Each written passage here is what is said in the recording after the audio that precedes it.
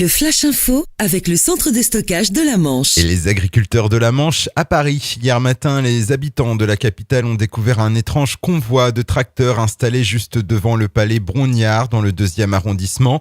Une initiative de la FDSEA et des jeunes agriculteurs. Ils étaient partis lundi de Saint-Lô.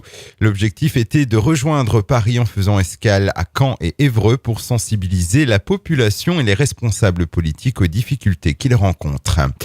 Le dossier de l'amiante à nouveau examiné à Cherbourg. Les prud'hommes devaient rendre leur décision concernant une reconnaissance de préjudice d'anxiété pour 69 anciens salariés d'entreprises de la ville qui avaient été exposés à l'amiante au cours de leur vie professionnelle.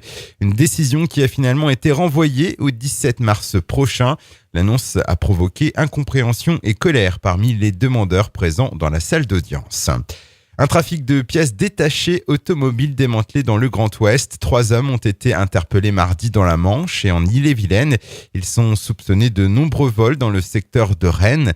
Au cours des perquisitions, les enquêteurs ont mis la main sur des pneus, des jantes, des tableaux de bord, mais aussi de l'alcool, des bijoux et du multimédia. Hier, la gendarmerie a annoncé qu'une 4e personne soupçonnée d'être un receleur avait été identifiée et localisée. Un équerdrevillé de 24 ans interpellé pour avoir harcelé son ex-compagne. Il est l'auteur d'insultes par le biais de Facebook ou de textos sur téléphone portable. Au mois de mai dernier, le jeune homme lui aurait même envoyé jusqu'à une centaine de messages en une seule journée. Si ce dernier a cessé ses agissements, il sera néanmoins convoqué devant la justice en janvier prochain. Et puis sport et tennis, le voile se lève sur la prochaine édition du Challenger, la Manche Cherbourg, qui se déroulera du 21 février au 1er mars à la salle Chantraine.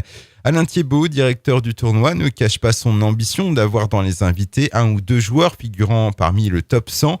Si l'édition 2014 avait pu bénéficier d'un coup de pouce de l'ATP portant la dotation à 75 000 $, l'édition 2015 verra sa dotation revenir à son niveau initial, soit 50 000 $.